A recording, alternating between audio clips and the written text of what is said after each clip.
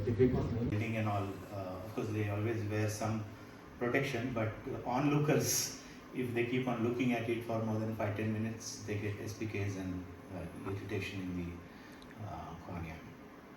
So alkali burns basically it keeps on penetrating and deep tissues can get necrose. Acid burns usually, wherever there is a contact of acid, the protein coagulation happens and it prevents further penetration by that method.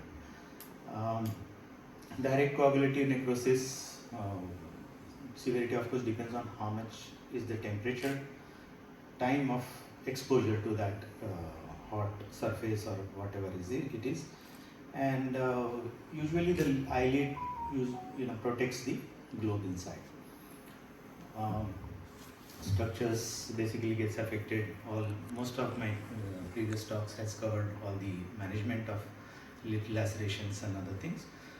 Edema, blistering, skin necrosis, all this can be seen and needs to manage appropriately. We can classify it like mild, moderate, severe depending on how much penetration it is and how much damage it has caused to the lacrimal system. Dr. Das has wonderfully showed how to manage the lacrimal tear and injuries. Orbital involvement also can be an issue. So golden rule is of course immediate irrigation, clean. I think our chairperson also stress on the cleaning aspect and take care of all the particles that are there possibly to remove and continue the further management with surgical intervention, topical antibiotics, lubricants, pain management. Ring conformer, nowadays I don't see much, but we used to use ring conformers with a hole and to protect the symblepharon and maintain the surface properly. Amniotic membrane also can be used. Now you get a ring with amniotic membrane, that is really wonderful if there is a corneal involvement. And of course, I love scleral lenses. I regularly use scleral lenses with my oculoplasty surgeon team, and that protects, it improves the corneal involvement if any, and it can work as a drug delivery system if there is a corneal involvement. You can put non-preserved antibiotics in the chamber and put the scleral lens. Many times we use even amniotic membrane in the scleral lenses. That improves the corneal scars and everything. So early detection, identification and appropriate intervention is important to prevent the entropion, lagophthalmus and symblepharon formation and exposure keratitis. Many times you need to do a skin grafting, full thickness or partial thickness. You can flap, localized flap can be used, mucous membrane graft and of course amniotic membranes.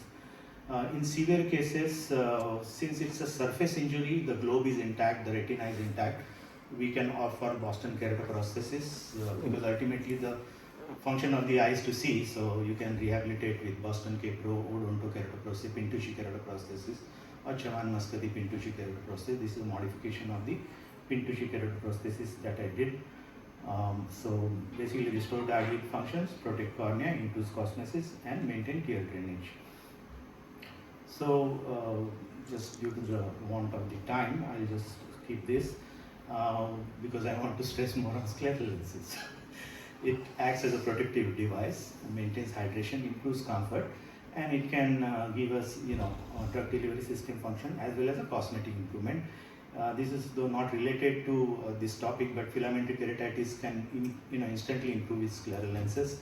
Traumatic injuries, you have sutured the cornea, you have saved the eye, but patient can't see clearly. So again, you can put a scleral lens and patient can see normally. Graft-versus-host disease, UV exposure within few hours, like 5-6 hours of use of scleral lenses, the cornea can improve and SPKs can go away.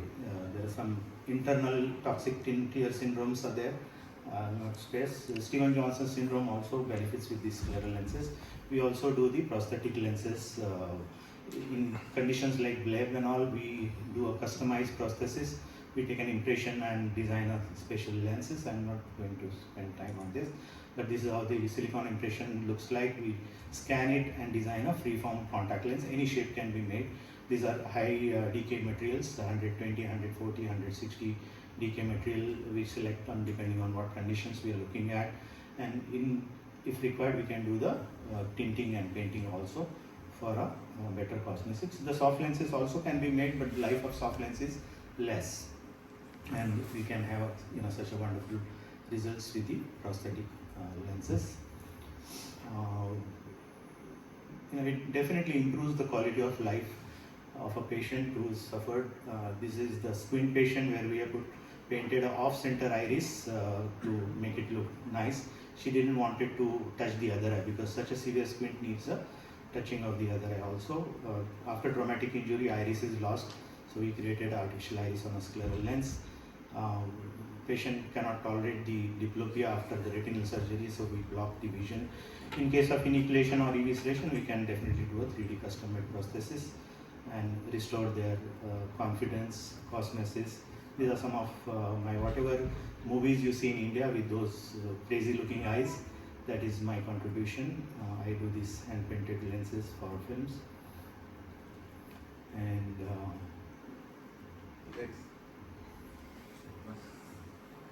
this is the real diamond you can put in the cornea, so going beyond the regular cosmesis. So basically, prevention is always better than cure. So all the industrial or if there is any work going on at your place or those types of environments, always wear a protective glasses. Public awareness is another thing, and safe and correct storage of chemicals at home can prevent the children's accidents. So key takeaway message is chemical burns are truly ocular emergencies. Alkali burns are more dangerous than acid burns. So early prevention can prevent the further morbidities. Long-term rehabilitation may be essential. So we need to use some anaplastology techniques also. We use silicone mask to hide the deformities happen, and we usually use the tattoo also, like a micropigmentation, to hide the deformities. These are my references. Thank you so much. Thank you, Dr. John. Nice presentation. Any questions? During our MS examination. Ouch! O-U-C-H. Ouch! And what does she do? Timer. Ouch in the OT. Timer for 1 minute, please. Timer.